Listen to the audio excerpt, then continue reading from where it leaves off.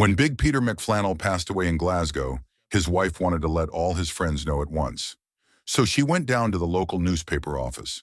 "I'd like to place an obituary for my late husband," she said. The clerk replied, "Of course. How much are you looking to spend?" "I've only got $5. The man frowned. "Well, that won't get you many words, but write something down and I'll see what I can do." So the widow scribbled a short message and handed it over. He read aloud, "Peter McFlannel from Parkhead died." The clerk looked up. "Well, it's a bit short and grim. Maybe you can add a bit more. No extra charge." She thought for a second, took the note back, and returned it with a few added words. Now it read, "Peter McFlannel from Parkhead died. Ford Escort for sale." A man was being sued for a huge sum of money. Nervous, he asked his lawyer, "If I lose this case, I'll be ruined. Is there anything I can do?"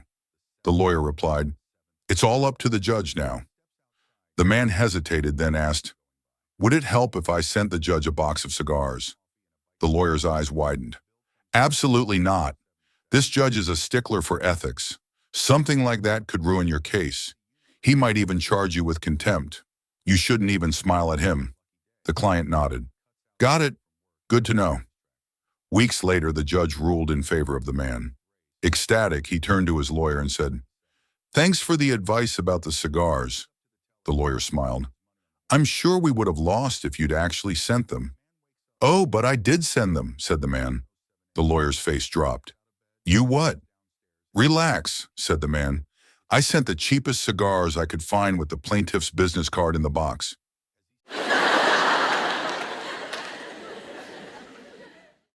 A woman came walking up to the house when she noticed an old man sitting on the porch in a rocking chair with nothing on from the waist down. "Grandpa, what are you doing?" she exclaimed. The old man looked off into the distance without answering. "Grandpa, what are you doing sitting out here with nothing on below the waist?" she asked again. The old man slowly looked at her and said, "Well, last week I sat out here with no shirt on and I got a stiff neck. This is your grandma's idea."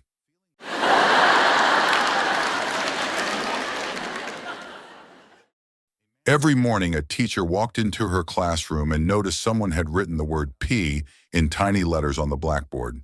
She frowned, erased it, and began her lesson. But the next day, same thing. Except this time, the word was written a little bigger. No one confessed. So again, she erased it and moved on. Day after day, the mysterious word appeared, growing larger each time. Finally, at the end of the week, she walked in, prepared to erase it again. But this time, there was a new message on the board. "The more you rub it, the bigger it gets." An old man, newly married to a stunning young blonde, kneels by the bed and begins to pray. His wife, in a silky voice, asks, "What are you praying for, babe?" The old man replies, "For guidance, my love." His wife, grinning, says, "Pray for hardness, sweetheart. Leave the guidance to me."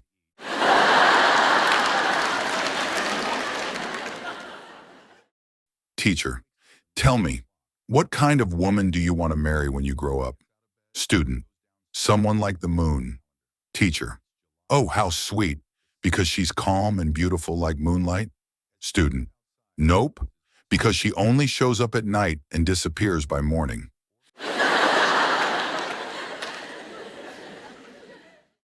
An elderly lady's mind was starting to slip. One afternoon, as she and her best friend shuffled a deck of cards, she paused and said, "Now don't take this the wrong way. We've been friends forever, but I just can't remember your name. I've been trying and trying, but it's gone. Can you please tell me what it is?" The other stared at her for a long, silent moment.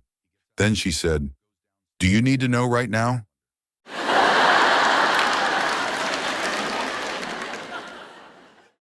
Teacher, all right, class. Riddle time. A finger goes in me. You fiddle with me when you're bored. And the best man always gets me first. What am I, little Johnny? Little Johnny, relax, miss. It's a wedding ring. Patty works as a cleaner at a doctor's office. One afternoon, the doctor says, Patty, I've got an emergency. Keep an eye out for any patients, and you can leave at 6 like usual. The next morning, the doctor asks, so how did it go? Patty replies, well, 3 patients came in. The first had a bad cough, so I gave him some cough syrup. The doctor nods. Not bad. And the second? He said he was allergic to grass, so I gave him an antihistamine. The doctor raises an eyebrow. Okay. And the third? Patty leans in.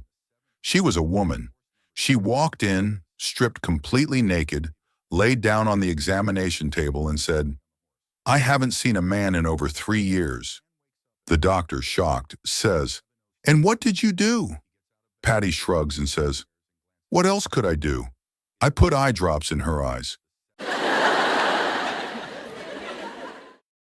This morning I got lucky at the supermarket and snagged 2 boxes of beer at a great price. Feeling proud of my find, I placed them on the front seat and started driving home. On the way, I pulled into a service station. While filling up, I noticed an absolutely stunning blonde in a short skirt at the next pump. She glanced at the beer boxes, smiled, then bent down, leaned into my passenger window, and said in a sultry voice, I'm a big believer in bartering, old fella. Would you be interested in trading for beer? I paused for a second, looked her in the eye and asked, depends. What kind of beer you got? A man comes home with a deer he hunted and decides to cook it for dinner. Before serving it, he turns to his wife and says, let's not tell the kids what kind of meat this is. Let's make it a guessing game. At the dinner table, the kids dig in and ask, Dad, this is delicious. What is it? The dad smiles and says, well, I'll give you a hint. It's something Mommy calls me sometimes. Suddenly, the little girl drops her fork, eyes wide, and yells, oh my God, don't eat it. It's asshole. At the airport check-in counter for a long non-stop flight, the staff looks apologetically at the husband and says, I'm really sorry, sir. The flight is completely full. Unfortunately, we weren't able to seat you and your wife together. You've been assigned seat 14A and your wife is in 42H. The husband pauses, then grins. Oh, wow, thank you. Do I need to pay extra for this wonderful favor? The staff smiles politely and replies, no need, sir. Your wife already paid for the upgrade.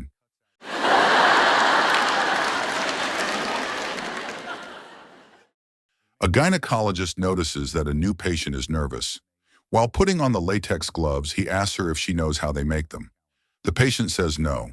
The doctor says there is a plant in Mexico full of latex that people of various hand sizes dip their hands into and let them dry. She does not crack a smile, but later she laughs. The doctor says, what's so funny? She says, I'm imagining how they make condoms.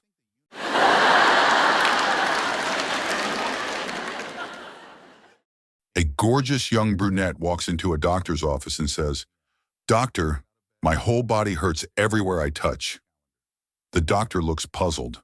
That sounds unusual. Show me exactly where it hurts. She presses her finger to her wrist and screams in pain. Then her elbow screams louder. Her knee, another scream. Her ankle, same thing. She says, see? Everywhere I touch it hurts. The doctor pauses, looks at her, and asks, you're not really a brunette, are you? She blinks and says, well, no, I'm actually a blonde. The doctor nods and says, I thought so. Your finger's broken.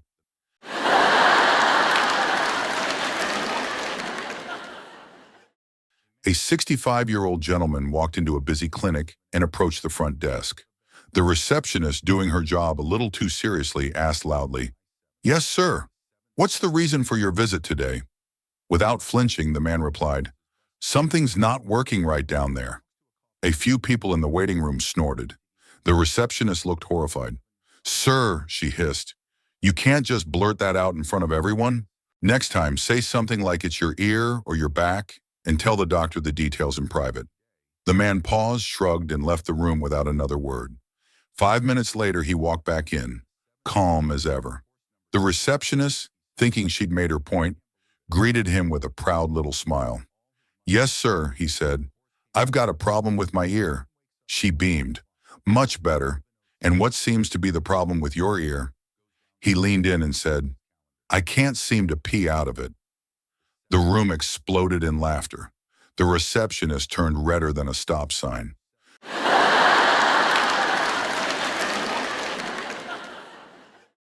One day, Bob was feeling overwhelmed with guilt over his past actions, so he went to church to confess. He stepped into the confessional and said, Father, I've sinned. The priest replied gently, My son, speak your truth. The Lord is forgiving. Bob began, I've been in a steady relationship with my girlfriend for 2 years. Nothing serious ever happened until yesterday. I went to her house and no one was home except her sister. We were alone, and well, I slept with her. The priest sighed. That's quite a fall, but it's good you've come to confess.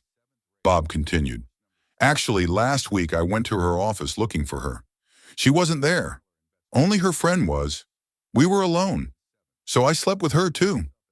The priest now sounded less gentle. Oh dear. Bob kept going. And a month ago, I went to her uncle's house to find her, but only her aunt was there. We were alone, and I slept with her as well. There was silence. Father? Father? No reply. Bob peeked through the curtain. Empty. Confused, he looked around the church. Father, where are you? He searched every corner. Finally, he found the priest hiding under a table behind the piano. Father, why are you hiding down here? The priest whispered nervously. Because I just remembered there's no one else here but me.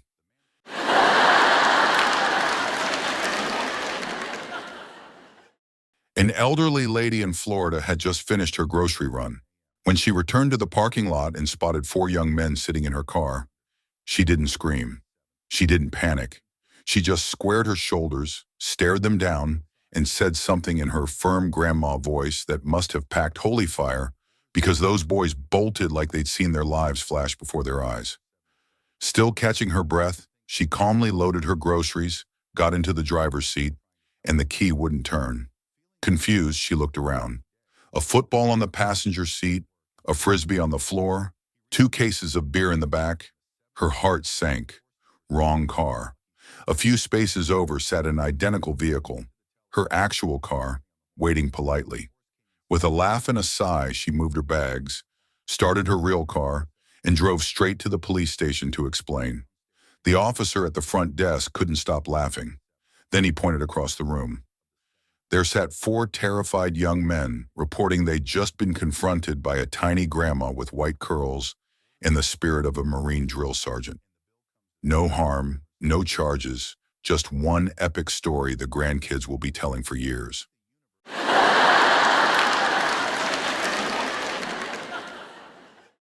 One evening, a couple went out for dinner at a cozy Chinese restaurant.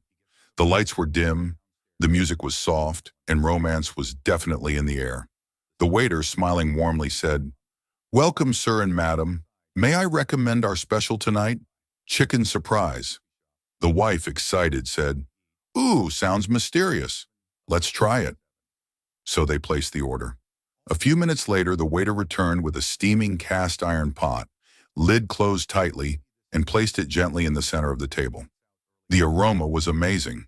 The wife eagerly reached for the lid to serve herself, but just as she lifted it, the lid twitched. 2 tiny beady eyes popped up from inside the pot, looked around quickly, and the lid slammed shut again. The wife, panicking, said, Oh my God! Did you see that? The husband, laughing, said, See what? It's probably steam or something. Wife, No, there were eyes in the pot. I swear. The husband rolled his eyes, leaned over, and carefully lifted the lid. And there they were again, the same 2 eyes peeking out, then slam. Lid closed again. The husband, suddenly serious, said, Okay, I saw it. That pot is definitely alive. He called the waiter over, clearly annoyed. Excuse me, he said firmly. We ordered the chicken surprise, but there's something peeking out of our dinner. The waiter looked puzzled. Sir, you ordered chicken surprise, yes? Husband, yes. The waiter smiled calmly. Ah, so sorry, sir. My mistake. He leans in slightly and says softly, That's not a chicken surprise. I brought you Peking duck.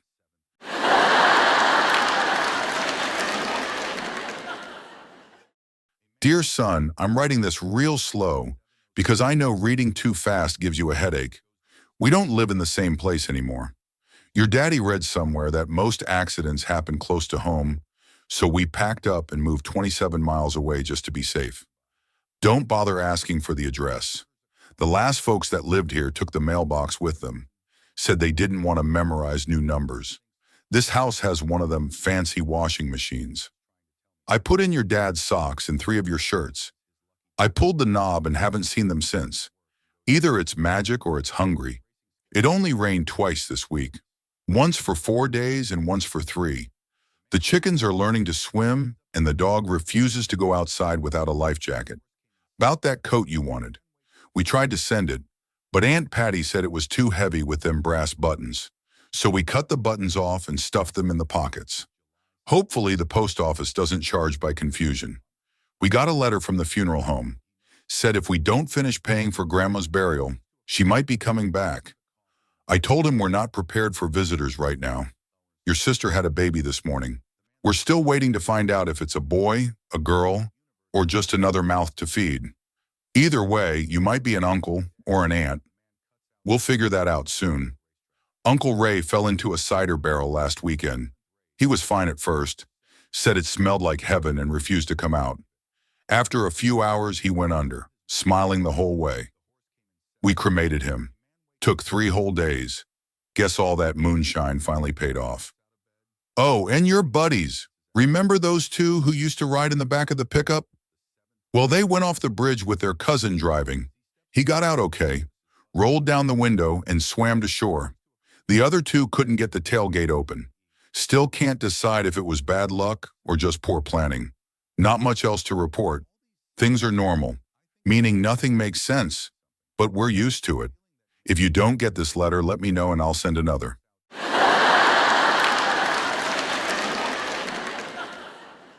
Grandma Betty got an Alexa for her birthday. Day 1. Alexa, make me a cup of coffee. Alexa, I'm sorry, I can't do that. Betty, useless. Even my cat brings me more joy. Day 2. Alexa, play Elvis. Alexa plays a techno remix of Hound Dog. Betty threw her slipper at it. In my day, if something disrespected Elvis, we unplugged it. Day 3. She started yelling at it like it was a misbehaving grandchild. Don't sass me, Alexa. I survived dial-up internet. I will unplug your soul.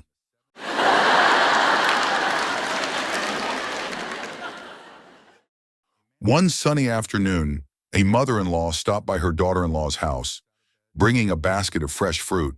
She knocked and, to her shock, the door opened, and there stood her daughter-in-law, wearing absolutely nothing but a confident smile. Stunned, the mother-in-law gasped, "Why aren't you wearing any clothes?" With a playful wink, the daughter-in-law replied, "Oh, this, it's my love suit. Drives your son wild." Flustered and speechless, the mother-in-law handed over the fruit and left in a daze. But the idea stuck with her. That night, curious and maybe a little inspired, she decided to give it a try. So when her husband walked through the door, she stood there in the living room completely naked, striking her best pose. He froze, blinked, and said, what's going on?" She gave her best flirty grin. "I'm wearing my love suit just like our daughter-in-law." He paused, looked her up and down, and replied, "Well, maybe it's time to get it pressed."